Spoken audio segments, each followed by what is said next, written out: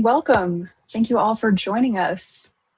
Good afternoon and welcome to Adweek's webinar, YouTube Advertising Strategies for the Creator Era. I'm Delaney Stromatter. I'm here with the Adweek Content Studio. I'll be your host for today. Today's webinar is sponsored by Pixability. So I'm here to set the stage a little bit before I bring on our speakers for today. YouTube is a huge opportunity for agencies, for brands, but it is complicated to execute. It now spans TV, social, performance, and has this creator economy at the center. So as agencies and brands they need more than a media plan to approach YouTube. If you are agency side, if you're brand side, this webinar is for you. We are gonna have featured agency leaders gonna share their expertise on where YouTube is heading, why its role in the media mix is expanding, and how to really position yourself to get ahead. So we're excited that you're joining us. If that is a conversation you are interested in, you are in the right place, and it is very much a conversation. After today's presentation, we're gonna have time for audience Q&A. So if at any point you have a question for one of our speakers, you can use that Q&A window, drop your question in there, and we're gonna get to as many questions as we can at the end of the webinar. And if you are interested, you can invite your colleagues. If you have someone on top of mind that you're like, this is a conversation they definitely want to be a part of. We sent you a reminder email about 15 minutes ago that has a registration link right there in the email.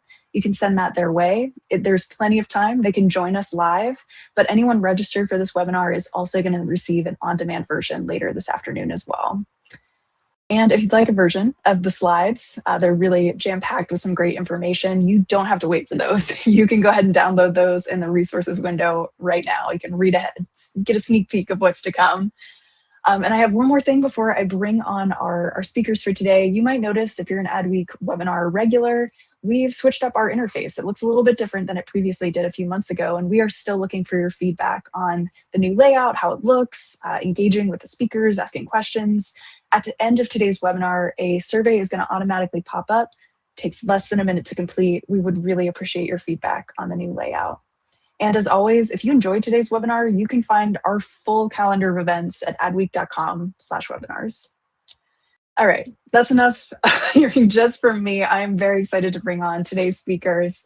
We are first joined by Theresa Go. She is the VP of the Creator Economy Solutions and Partnerships at Pixability. She is a seasoned YouTube expert. She manages Pixability's partnership with Google, as well as other major platforms. She also leads the Inclusive Media Initiative, which is a landmark program that represents the largest network of self-identified diverse YouTube creators in the world. So thank you so much for being here, Theresa. Thank you, Delaney. We are also joined by Andrew Burke. He is the Director of Digital Analytics and Operations at Havas Edge. Andrew has more than 15 years of experience across ad tech, analytics, media operations. He specializes in digital management and marketing technology, really helping brands build better data and make most use of their channels and customer touchpoints as they improve their advertising performance. Thanks for being here, Andrew. Do you prefer Andy? Andrew? Andy's great. All right, thanks for being here, Andy. We are also joined by Kirsty King. She is the SVP of Media at the IW Group. Kirsty leads integrated media strategy, oversees planning, investment, and performance across digital and traditional channels. She brings more than 20 years of experience. She specializes in data-driven media strategies, multicultural marketing, and helping brands connect with diverse audiences. So really excited to hear what you have to say today, Kirsty. Thanks for joining us. Thanks, Delaney. Glad to be here. And rounding out our panel, we have one more guest today. His name is Oliver Williams. He is head of digital performance at Mediaplus UK. Oliver leads their digital activation across paid media channels, helping brands drive growth through data-driven media strategies. He specializes in performance marketing, audience planning, measurement, and developing cross-channel activation programs. Thanks for being here, Oliver. No problems. Glad to be here, Delaney. This is a fantastic panel for this conversation. I really couldn't imagine better speakers to speak to the topic of YouTube. I'm going to let you all take it from here. I will join you again when we're ready for some audience Q&A. Take it away, Theresa. Thank you, Delaney. Thank you for those wonderful introductions. We'll hop right in today to our agenda. Our focus in the beginning will be around creator growth. And then, of course, we have to talk about YouTube on TV. the most explosive area there. And then we'll go through some key takeaways and highlight some examples along the way. So we'll jump right in without further ado. If you're not familiar with Pixability, I just want to give you a quick overview of who we are. We hope you never YouTube without us. We are a specialized platform. We just do YouTube 360. So you can think of us as your resources for all things YouTube, advertising, organic, and creator strategies. We also have an agentic solution. AI is the buzzword of the year, maybe the century, but Pixie is fabulous. She's our agent, and it is proprietary to our AI platform. And this is what our expert team uses as well to help our customers succeed on YouTube. And Google, of course, is important when we're talking about YouTube. We have a 15-year partnership with them, and we are one of the charter members of the YouTube Activation Program. So we're visually certified to help you activate across YouTube. And we couldn't do it without our customers. We want to deliver on all those KPIs and deliver the outcomes that you expect from YouTube. And just a quick highlight of what some of those outcomes are. We've seen great success across many brand advertisers across the platform, many different full funnel opportunities here. This slide kind of makes me hungry. So I think this is a place that we can go to achieve our goals and get a great snack out of it. Along the way of advertising, now the conversation has really moved onto creators, because when you run those ads, they run on creators' content. And we know that the viewers on YouTube trust the creators that they follow and subscribe to. 81% of viewers say that helps them make a purchase decision. So before they buy something, they go and look what their favorite creators are saying about these brands and products. And they trust the recommendations. So it's not just like watching another ad. It's really understanding in depth from someone they trust about the products that they might be purchasing. It's not only the audiences that love it on YouTube. Netflix is starting to poach some of the creators from the platform. This is just proof in the pudding that this is generating the new status of celebrity, and studios and streaming platforms alike are starting to take away some of this brain trust that YouTube's been growing over the years. And 63% of the viewers in the US say that they prefer watching content from their favorite creators versus this Hollywood style experience that they're used to. Any of the speakers want to jump in and give a perspective, maybe from your clients? How are they feeling about this content going between streaming and YouTube? Any feelings about this? I know this is a hot topic when we were preparing for the webinar. I feel like it's really interesting to see big channels and networks go out and just buying people with their audience now. I think of like how ESPN gets their shows, and how like even my kid who's obsessed with Dude Perfect, Nickelodeon went out and got them, and it's especially Mark Rober as well. We submitted our Mark Rober video last night, but just to see how like they're just repackaging what is already on YouTube now as long form content on premium streaming apps. And for a company like us who like we deal with the big screen, it's I think it just opens up opportunities for us to like get better messaging and with relevant content. Awesome. Thank you. I think it also crosses over both sides, where you're also seeing the entertainment industry, even, celebrities now saying, okay, how can I create content and then have that go out on YouTube? So we're seeing it everywhere, where it really is now, because if they get the content, the followers, then they have the audience, and that dynamic is obviously influencing some of these major networks like Netflix. Absolutely. Yeah.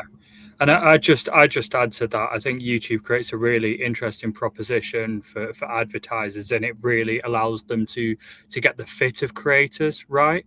ultimately, you know, for a lot of brands, you know, a creator with a large following might have a large following, but if the fit to their audience or their product isn't right, they're not going to achieve the goals that they want to.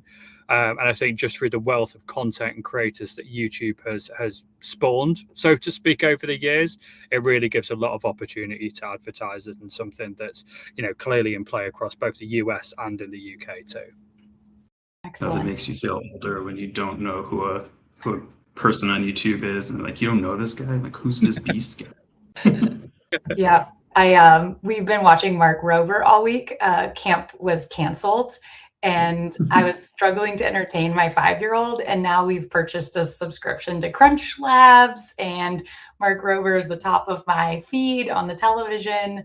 So I think you did a right job, Andy, with sponsorship there. So we can see a lot of sponsorships coming in for creators like this. Mark Rober's pretty famous as a former NASA scientist turned YouTuber, spreading science love across the globe. He's a great example when we think about how you know, advertisers want to sponsor really great creators that are making good content and reaching the right audiences.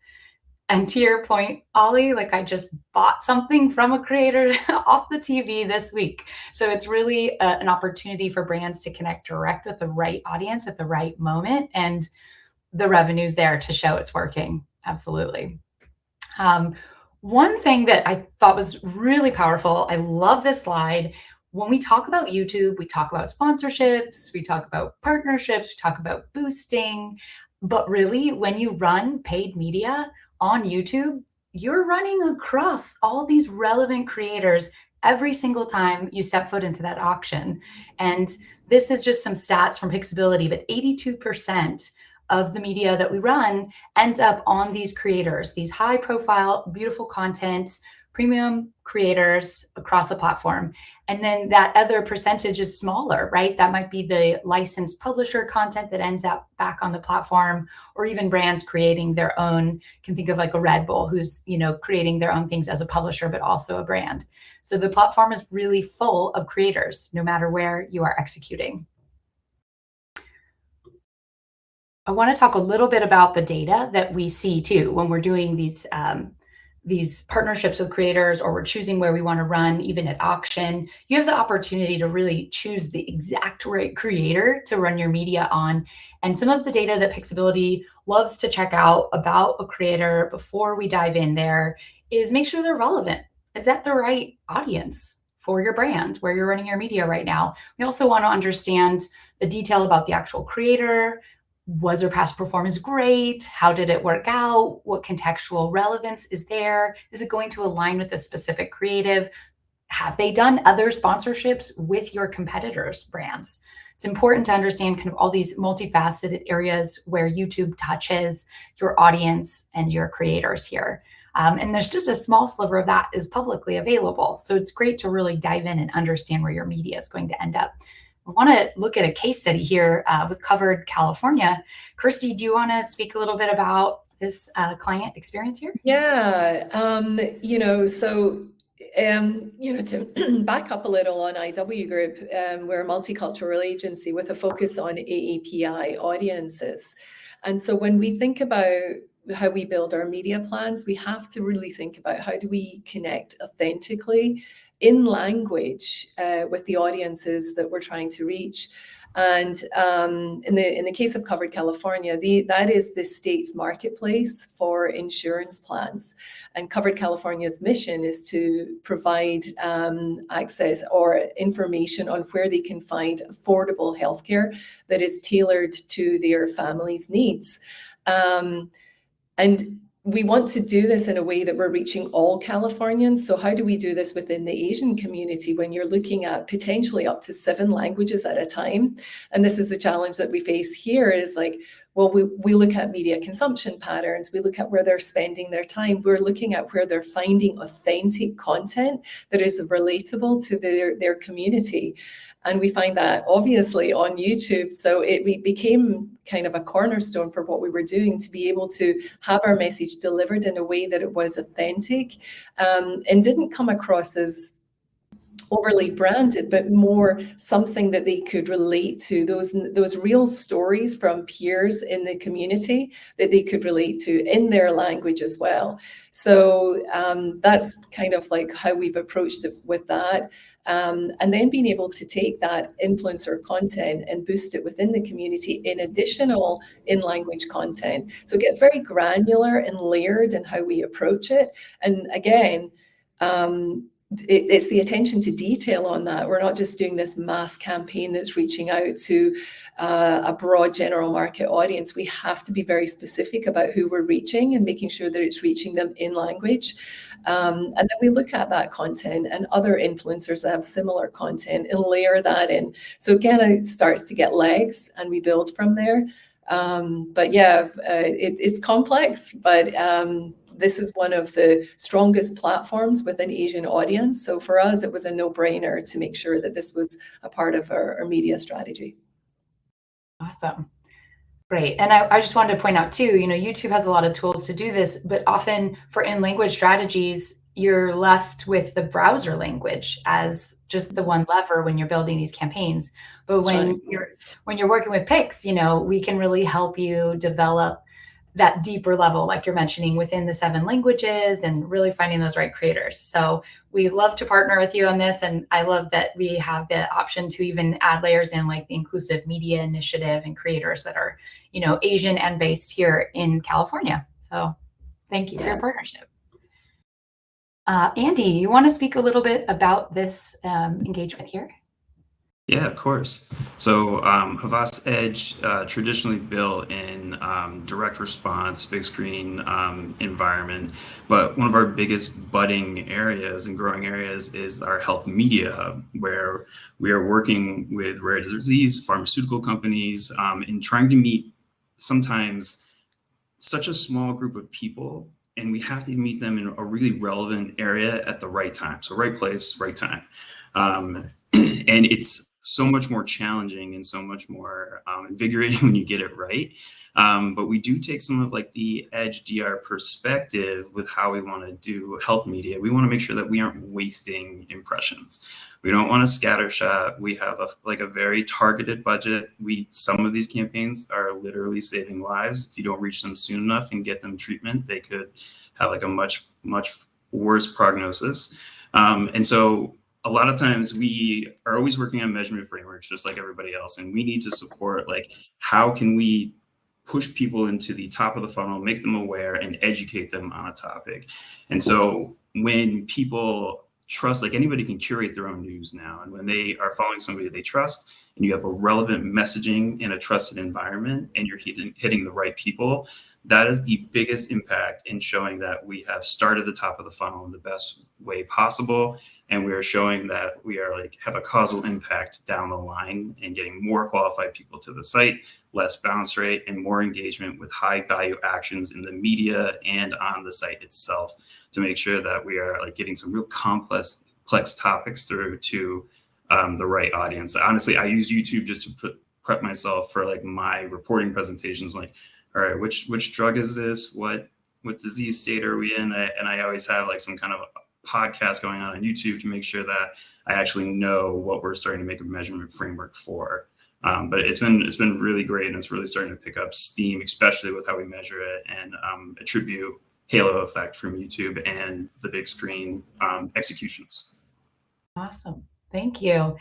That's great. Yeah, sensitive category is always difficult. So kudos for leveraging this platform that way and getting your niche at scale working for you. Yeah, I figured you don't have enough time to talk about sensitive categories, I feel like. Totally. That we should have a whole webinar on sensitive categories. Yeah. And we get that request a lot. One other area that's really important as we're talking about creators and who we partner with and how we get our message to the right audience is really talking about creators. Are they suitable? Is this the right creator? Whether you're just running paid media on their channels through auction, or whether you're, doing partnership ads and boosting their content or investing in a deeper strategy. I always like to look at a case study where it was really important to understand the backstory on a creator before you dive into a larger investment. And this happened a long time ago, so it's okay. We can talk about it with Sephora. But essentially, this partnership happened, and there was some left-leaning people upset and then some right-leaning people upset, and ultimately the Sephora just had to pull everything. So it's really important that we invest in understanding the creators, that we do these deeper partnerships before we dive in feet first with them. And I know that there's been some awesome opportunities with Crunch that we've done these creator partnership programs opportunities for as well. So this is kind of an example. If you're not familiar with partnership ads, you can find creators already talking about your brands and run media on those videos as if it was your brand's ad creative. So it's a great opportunity to leverage the voices out there that the LLMs are already citing around your brand and boost those and get some more, train those algorithms to know that this is really great content that talks well about your brand. Anybody want to jump in here? Anyone experimenting with partnership ads yet? I think we've had some early experiments with a few of our clients in this space. I think just the transparency that's on offer there, and the second snippet of this slide, Theresa, is really crucial in, as an agency, being able to feel really comfortable in making the right recommendation to a client. In this instance, I think, again, you can have the biggest creator, the biggest celebrity in the world, but if that's not the right fit for your brand, and if you don't feel comfortable, those metrics are going to suffer as a result. I think the other thing is, creator partnerships take time. They take time to get right. They take time to scope out, and things like the agreements that have to be put into place. So to know before you set out on this, sort of 4 or 5 step journey that's outlined on the slide here, that what you're doing is going to be worthwhile and is going to drive the right success metrics for your client. It's really important to know the touch points and the data that you're going to have access to throughout that planning process. Absolutely. Sometimes having quick and effective data in these areas can help you seize a cultural moment too. And that can be like the biggest win of, you got a small brand, you're like, hey, shoot your shot. You could get basically viral famous for this. And I remember I was adjacent, I wasn't on the account, but we were in the same house for Talbot's, and they just jumped on the New England coastal grandma trend. And it was such a great win. And they didn't typically have the budgets, but they talked them into going for it, and it was nothing but success. And so I think like sometimes when you have AI to process these giant aggregate amounts of contextual signals to something niche, and I've seen the Pixie demo, and it's really great. Like, hey, can I look for this specifically?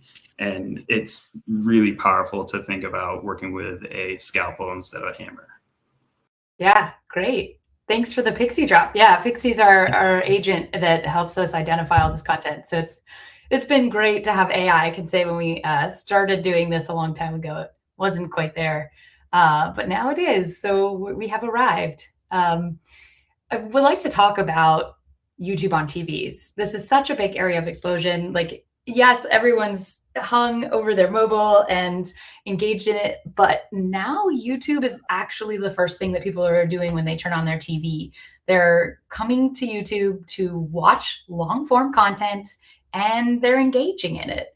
I know, Ollie, you do a lot of media buying on YouTube and linear and more traditional TV. I'd love to hear your perspective about longer content, YouTube on televisions. Yeah, and I think you hit the nail on the head, Theresa. There's a real big trend in that appointment to view with YouTube, which is naturally materializing in the dollars, or in my case pounds, that are flowing into that space. People are spending more time watching YouTube, here in the UK, and it's definitely the same in the States as well. Broadcasters are putting their own content into the space, which means that people are thinking, I can invest 30 minutes, an hour in my time sat on my sofa watching YouTube. That gives, advertisers access to a device, a space, a high attention format with, often shared co-viewing as well, that traditionally for most advertisers was out of bounds due to budgets. Now, with that superpower of the context, the creators we've just spoken about before, and also the efficiency gains that you can get from leveraging YouTube on TV, we're seeing a lot more advertisers flock to that space, and it's starting to become really noticeable. Even as a YouTube watcher myself, the difference in the types of campaigns and ads I see when watching YouTube on the TV versus on my mobile, face down versus feet up, should we say. I like that, face down versus feet up. That's perfect. I'm going to use that. I could see it to bring it up next week in our company offsite. I think it also, just to add to that, Ollie, is it kind of speaks to behavior, consumer behavior as well. Like if you think about busy people's lives, I mean, anecdotally speaking, you tend to migrate, even if it's long form content. It's easier to just kind of like quickly say, I can just see it on YouTube and consume that content. Whereas the TV side of it could potentially be a bigger investment of my time and I have to think about it more. So having one platform where you can get that, whether it's short form or long form, and it just is housed there in one place, that tends to be something that I think a lot of busy families and parents and things like that kind of migrate towards. Absolutely. To just add onto that, to bring linear like tactics to cord cutters and cord nevers in YouTube TV. Usually you can use like a lot of like demographic data to see like how much you might be overreaching somebody with a linear tactic. Spend that overreach on a cord cutter, cord never type of environment like YouTube TV that they are on the big screen, in their pocket, on the go as well, and traveling with, is a great way to make sure that you aren't spamming the same people over and over and diversifying your spread of your message. Absolutely. And I think too, creators like Mr. Beast are going to now appeal to that traditional TV audience and also that traditional YouTuber that we think of. So he's, doing partnerships with Prime Video and other platforms as well. And really reminds me of the reality TV shows back in the day, the game shows that would happen. Like Mr. Beast has become that for YouTube and that real primetime experience that people get when they sit down in front of the TV. I think it's a little different in the US versus the UK. And I'd love to hear a little bit, Ollie, about how you see the content distribution and how your audiences respond to this content in the UK. Yeah, I mean, I guess I kind of touched on some of it previously, but I think to sort of bring a more recent example, something like the World Cup was, huge for advertisers, as always. But in the UK, a lot of the games were at times which, a lot of the games weren't worth staying up for at times. So that broadcaster moment, that catch-up moment, first thing in the morning, where appointment to view, broadcast quality sport, that became huge, and we saw a lot of our clients saying, you know what, I'm going to stay away from putting my linear TV spend into the game that might be shown at 11 p.m, 1 a.m, because the attention that a viewer is given at that time maybe starting to dwindle. I definitely fell asleep during a few World Cup games, and actually I'm going to pivot my strategy into winning that catch-up moment where my competitors might not be. So that first thing in the morning, that again big screen moment on broadcast quality content, I think is really important and allows actually a lot of smart thinking. It also goes without saying, the broadcasters are flocking to YouTube. I saw the other day Holly Willoughby, who is a big sort of daytime star in the UK, is now launching her own YouTube series, so that an hour that someone may have spent with Holly Willoughby watching her on ITV, which is one of our big broadcasters, is potentially now going to shift onto YouTube. And to Kirsty's point, that viewer behavior as well is moving on to YouTube. So yeah, it's a really, really interesting behavior change, but one that is very much reflective of the UK's preference for broadcast quality, high quality media content. We actually got a question from the audience that I think is interesting, and we should slot it in right here. One viewer asked, when is the wrong time to use YouTube on TV screens? What do you guys think? I think sometimes not always about wrong time. It could be about the product you're selling, the message, but more in my world, it's like how you're going to attribute this. Like if they want to, I don't know how many times I talk about clients, like I want to see UTMs from YouTube. I'm like, it doesn't work that way. You have to see like your branded search becoming more efficient. You have to give it a 6-week drag. And so I think sometimes when we talk about that with our clients, it's like, don't go in with a 1-week test mentality, go in with an intent channel role for YouTube and like expectations to see halo effect across the rest of your ecosystem. So like sometimes it's just like have patience and think about it the way you would like other broad scale TV awareness type tactics. Yeah, so it's tough to pick a bad time, but if I were to say one bad time, maybe election season.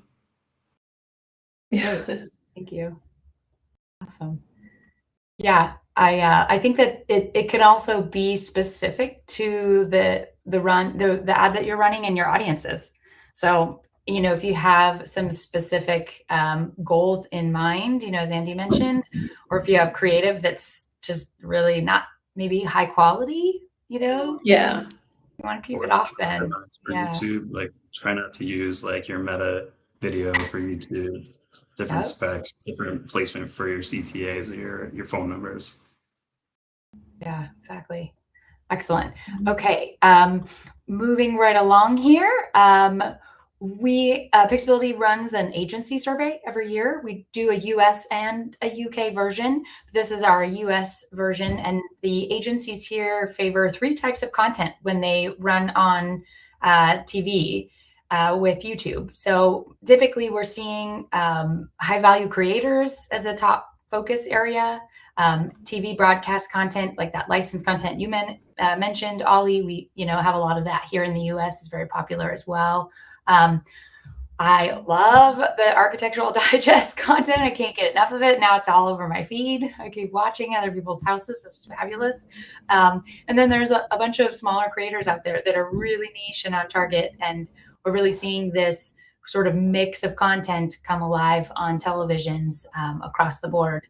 So I'm curious if your advertisers, if your brands are asking for one thing over another, or are they making requests, or are they letting you choose the mix of what happens on the TV screen?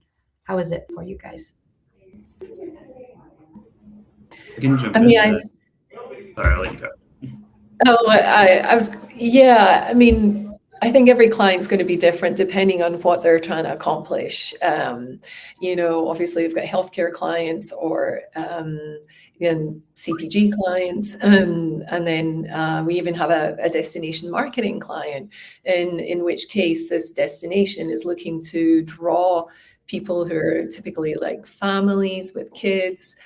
They're also looking for like maybe higher net worth individuals and potentially younger Gen Alpha, things like that. So there's in their approach, they have to be thinking about the types of creator content that's going to align with that then they could push out on. But then what other content? So if we think about you know, lifestyle and fashion and luxury consumers, then there's a lot of content that they can then target and have their ads served within that really complements what they're doing, as well as a lot of influencers and content creators around that as well. So it is a very tailored strategy depending on you know, what each client is trying to accomplish.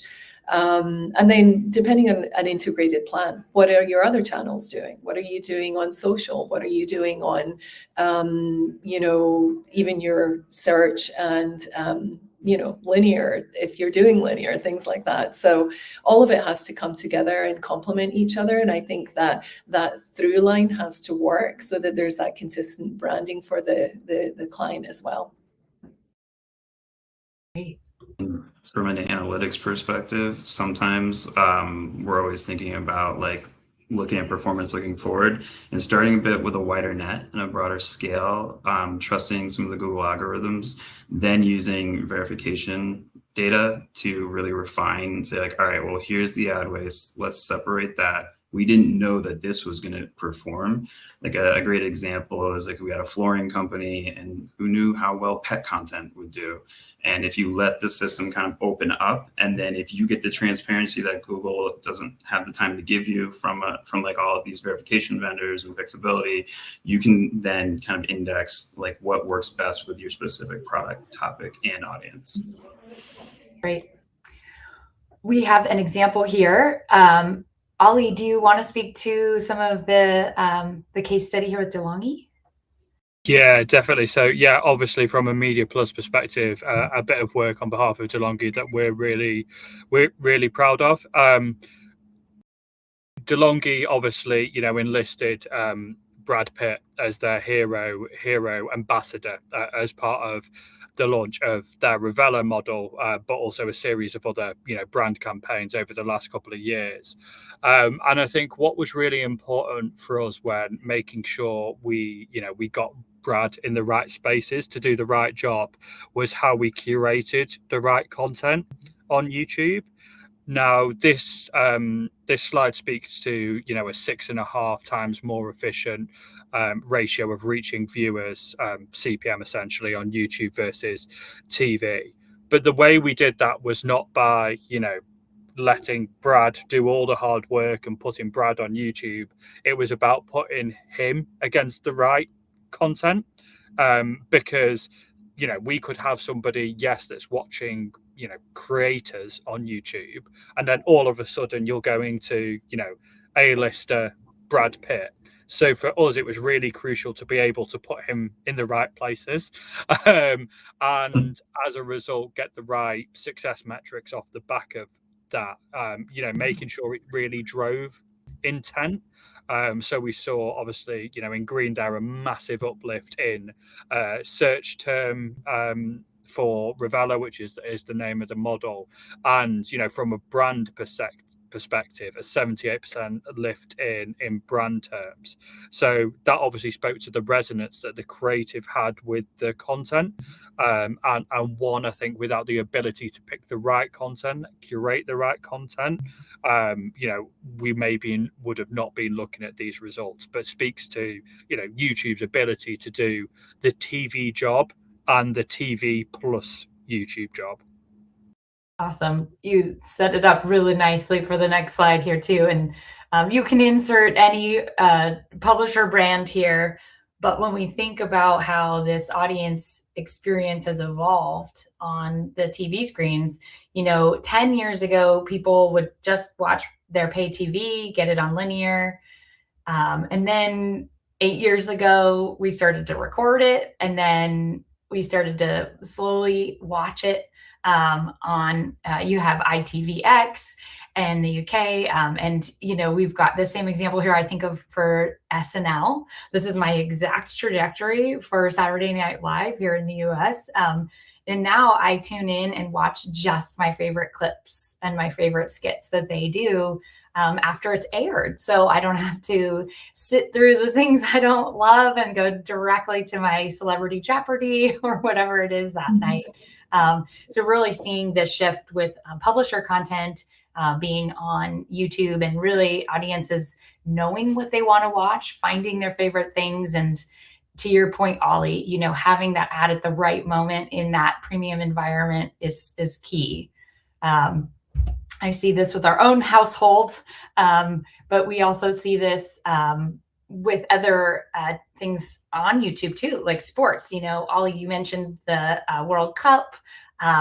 We see a lot of these live moments, though in the UK it was in the middle of the night this time for most of it probably. But these live moments do come together, as you said, these moments that you can grab when you wake up. I'd love to hear some of your feedback about the content that is around live events like the World Cup, and how you feel your brands and take advantage of these moments when you have the commentary and things like that. Are there any good examples from recent campaigns where this has been great, or you've been able to reach like a Gen Z audience specifically?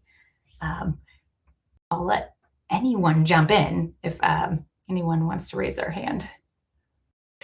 I have a comment on this. Our company actually hosted a panel discussion on the creator economy this week, and our client from Nielsen was on a panel, and I just wanted to kind of like state something that I found really interesting that she said, and it was, you know, if you think about football or soccer, you know, the draw of it across the world for the most part is the actual game. You know, people are familiar with it, they're passionate about it, it's the game. But in the US, you know, she pointed out a kind of different approach. She said, if you think about mainstream America, soccer is not necessarily the number one sport. And when the World Cup came about, it was all the content, all the creator content, all the sort of like organic kind of content that started popping up about, and I'm going to drop the Tartan Army in here, you know, but it was that type of stuff that then engaged US audiences, and people started to get really into the World Cup. Like people who'd never cared about football or soccer before were now showing up to games and like live watching, and just the passion was there. But it brought just communities that crossed lines, cultural lines, you know, countries. From my standpoint, I just loved seeing that. And I just thought that was a really interesting observation, that it was through other content that drew them to the game versus the other way around.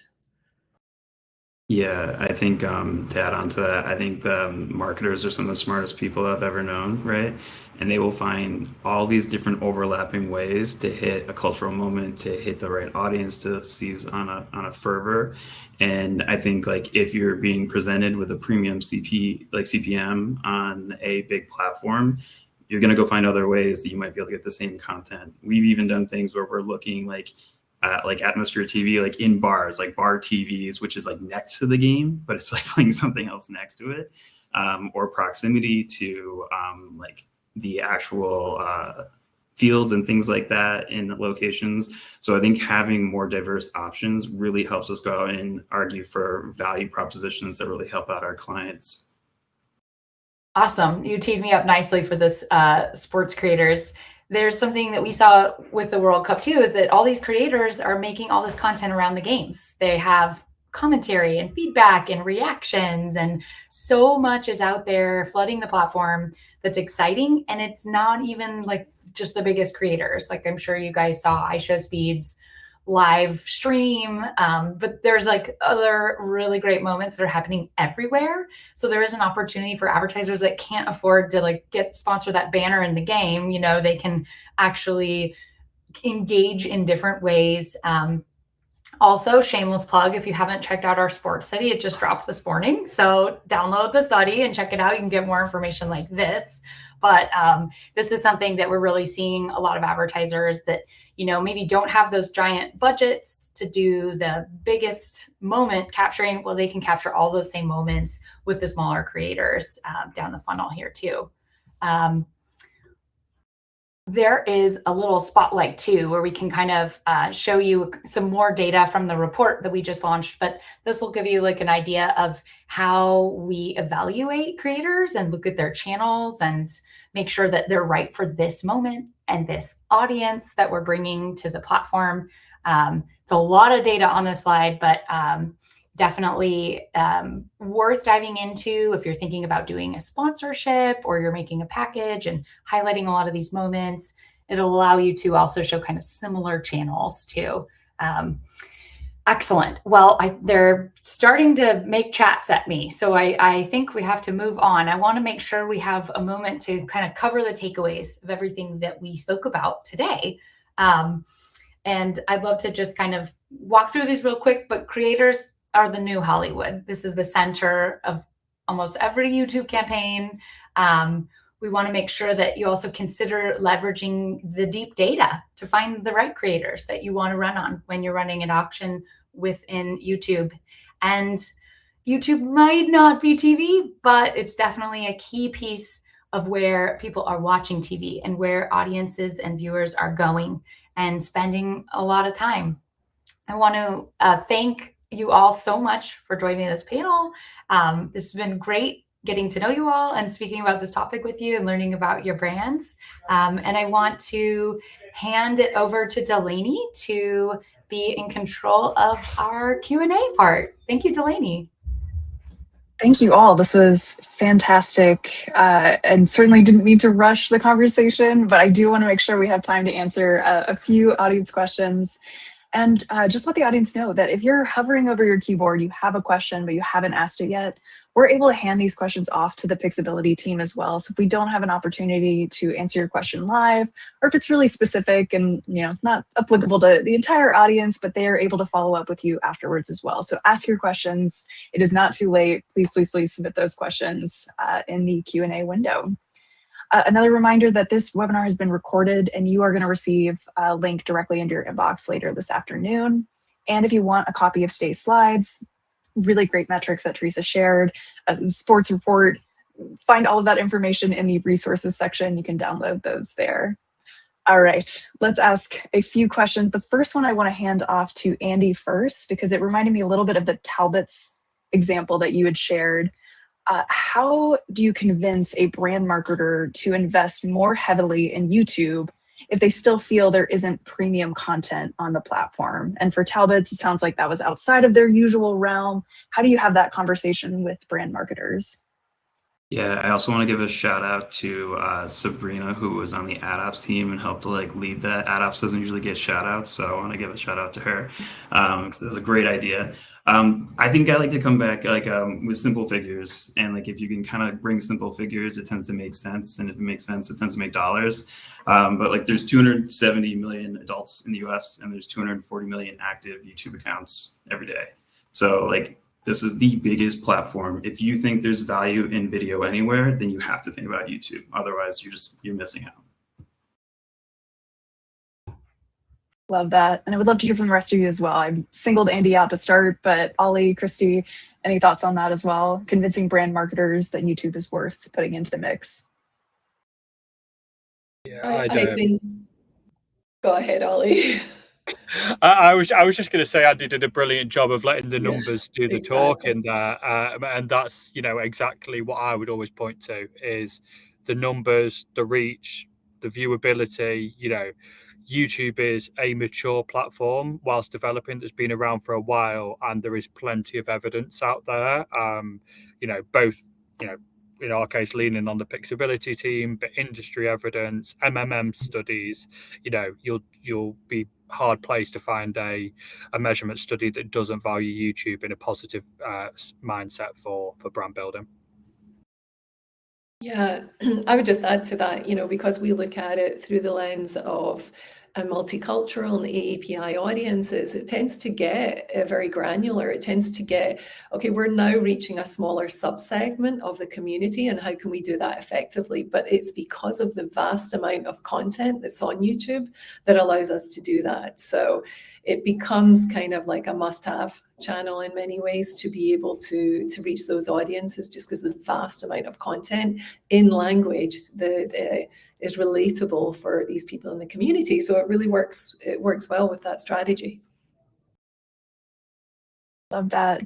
And I think, Christy, I'm going to hand the next one over to you to kick this off, because I'm very interested in how this affects multicultural marketing. So the question is, after being in the marketing media industry for as long as everyone here has been, how do we think that advertising and media will change in the next 5 to 10 years? How much do you think AI is going to be responsible for? A huge question. So looking forward, what is the role of AI in how we're changing how we market, especially on YouTube? So Chris, you take that any direction you want to, and everyone else can think about their answers.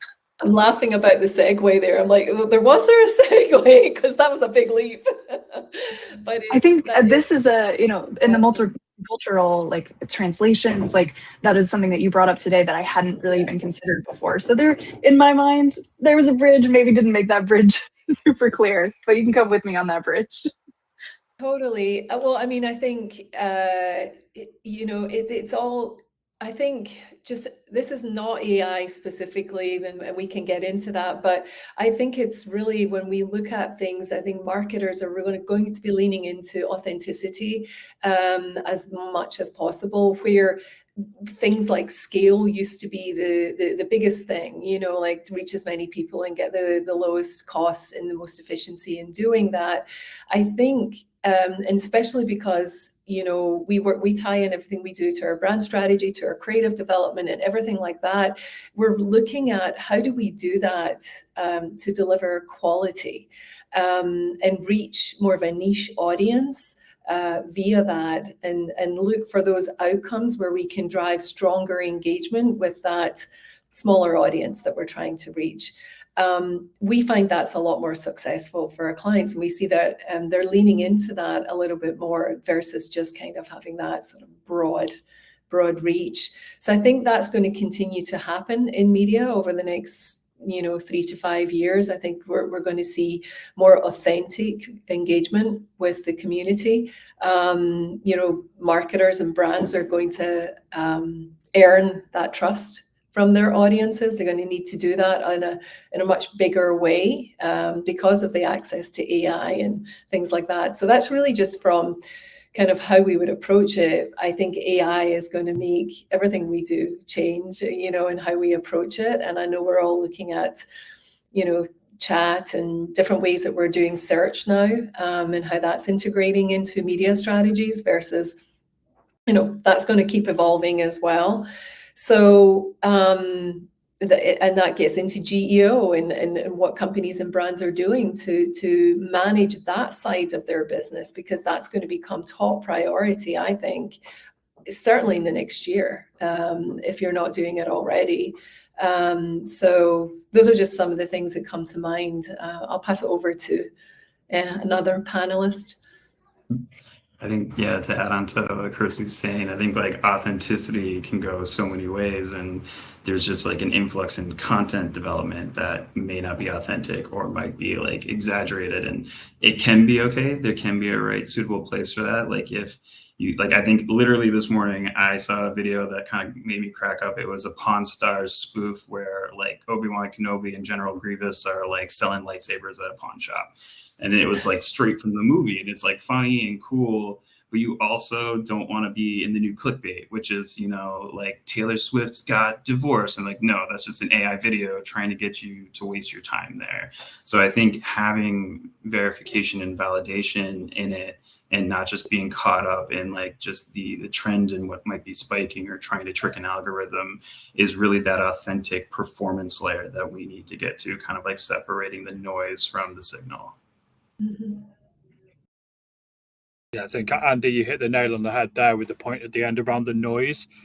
There is so much data on so many things, and I think with that layer of AI, we can make sense of that data quicker to make smarter decisions.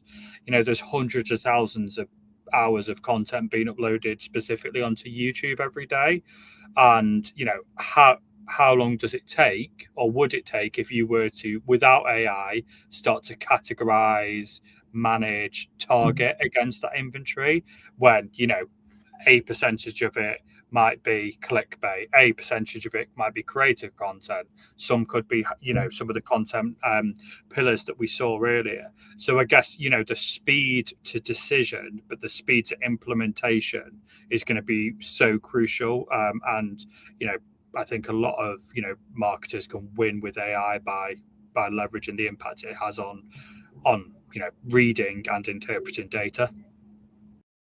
And I think to add on a bit more is like trying to make sure that people don't think of YouTube as only video, and making sure that their media is optimized for audibility as well. I listen to all my news, all my sports talk on YouTube. I listen to Conan O'Brien on YouTube. I never have it open. I'm just doing dishes or I'm walking around. And I think making sure that you're aligning that people can't always see your video or an asset there can be a really big thing to consider. Yeah. Well, one other thing that just came to mind is I think we're going to start to see more governance as well. I think that because of the amount of, bots and all the sort of like slop, if you will, that we're starting to see bubble up, brands are, they're going to want to be more authentic, and that level of like, whether it's disclaimers or something like that in terms of how they're communicating, we might start to see more of that in there. And especially, I think that could come into play with anything that is of an educational, healthcare, anything like related to that. We'll start to see AI governance come into play. Theresa, I'd love kind of the Pixability take on this as well. It's probably informing how you're building Pixie and the things that she can do. Is there anything that you want to project about the future of AI and marketing on YouTube? Yeah, definitely. I mean, I think of AI as the next tool, right? It's a tool that us marketers will use in our toolbox. It will make us more efficient at our jobs. I hope we'll do better. But at the end of the day, we still have to execute some taste on those decisions for the content and the creatives that we'll run for our customers across YouTube. So I think that AI will grow, it will get us there, it will make us all better at our jobs, it will make us more efficient, we'll get more done every day, but there's still going to be an element of taste and a human aspect to it that we'll bring to the platform. So I think it's the winners are going to learn how to use the tools as best as they can and leverage those things to do their jobs better. And I think that YouTube is helping with a lot of signals around the content, especially, you know, if it's created in their own systems and it's AI generated, they're starting to put a lot more flags in there. And so those are things that Pixie will be able to flag and highlight for our advertisers and say, hey, are you sure about this piece of content? You know, this was AI generated and it's questionable. So I think that, you know, using the tools and the signals that we have, we will be able to adapt and to ensure that our brands are just presented in the best light possible whenever they're showing up on YouTube. So I'm hopeful about it. And I know Pixie will be a great guide for us through the next 5 to 10 years. I think that's a fantastic great point to also say that, like, when you're working with these platforms, they're going to remember your personal preferences for your brands and your clients, and you're not starting from scratch every time. You know, like, you found your audience, now whittle it down, and now my client said that they want to hear about that audience and this content, and it all keeps growing and becomes like a better and better refining project. Yeah. We still need humans too. Like, there's still this authenticity that we get from the creators. You know, we talked a little bit about that, and we partner with Famous Birthdays for this data for that reason. We want them to be real humans that people really care about, that they're invested in. And I think that that is just going to get more important as, you know, AI floods our systems every day. We want more human touch and more analog experiences. I love where that very broad question took us. There were so many different avenues. I think we brought this up. That could be its own webinar. Any one of those things that we touched on, governance or creativity, could be hour-long conversations. But thank you all so much for giving quick snippets of your future predictions. We have time for one more question, but I do want to do a little bit more of a rapid fire. So I'm going to start with Ollie, and then have you go Kirsty to Andrew, and then we'll end with Theresa, if you have thoughts on this as well. Are you seeing brands align their creator sponsorship campaigns with their ad campaigns? Why or why not? And I know it depends, but Ollie, is there a broad answer to this question, aligning those two? It depends. It's the quick and easy answer. I think it's, you know, it depends on what they're trying to achieve in doing that. You know, is the sponsorship fundamental through the line? Is the creators incremental to a broader partnership? So, you know, using the Brad Pitt example, is there smaller creators that we can leverage to provide incremental social proof, validity to a product? So yeah, there's lots of questions that I would ask back to a client when, you know, trying to understand what they're trying to get from their sponsorship and creator campaigns and how best to approach that. Christy, how would you help evaluate if those two things should be aligned? No, I think it does, and to Ollie's point, depending on what they're trying to accomplish. So, you know, what comes to mind for me are like events and activations where you're actually trying to drive foot traffic. So that can really tie in nicely with a brand campaign, because we do a lot of work with McDonald's, where then they will do local activations to try and tie in and drive fans of a particular upcoming McDonald's launch. And in cases like that, that, then we can use that creator content to then push and get attendees and often sell out these pop-ups that we will do. So it can tie in nicely for things like that, as well as I think destination marketing, where you're driving foot traffic. I think there's actually a really important distinction here. I think there's a level when a creator becomes so big that they start to be seen as like a sellout. So like Dude Perfect doing Nerf guns versus doing SoFi is different, you know? And so like if you have the right message with the right audience and you're keeping that trust, like oh, this every time like I find somebody on YouTube I really like, they get bigger and bigger and bigger, and then I start to like them a little bit less, you know? So it's like, oh, you used to just be a cute cooking show, and now you're like trying to get me to open a credit card. So I think it's a fine line. I think, you know, you're just finding that right level of like, this is somebody who also happens to love this type of product and identifies with like the same things that I'm interested in. That's your sweet spot. Cool. I think there's 15 seconds. I'll try to go really fast. We definitely are seeing momentum there. Yes, absolutely. We're seeing brands start to have existing partnerships. Maybe they're executing on Instagram or TikTok and then trying to leverage that across YouTube and align it with what they're doing on the from organic to then paid media. So yes, I would say is the short story, and there's a lot of opportunity here. So we're helping align the social agencies with the paid media agency teams. Sometimes in the same organization, they're just different people and they don't even know that one another is doing something that they should be each other leveraging. So really just trying to help connect the dots between those social teams doing those sponsorships and the paid media teams that are executing media and ideally leveraging both. Amazing. Wow. Rapid fire, so succinct. Thank you all so much for joining us. Thank you to our audience for joining us today. Thanks to our sponsor, Pixability, for hosting today's webinar.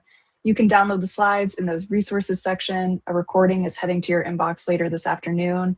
At the end, a survey is going to pop up automatically. We'd love your thoughts on today's webinar in that survey. Again, thank you all so much for joining us. We hope to see you at an upcoming Adweek webinar very soon. Thank you all.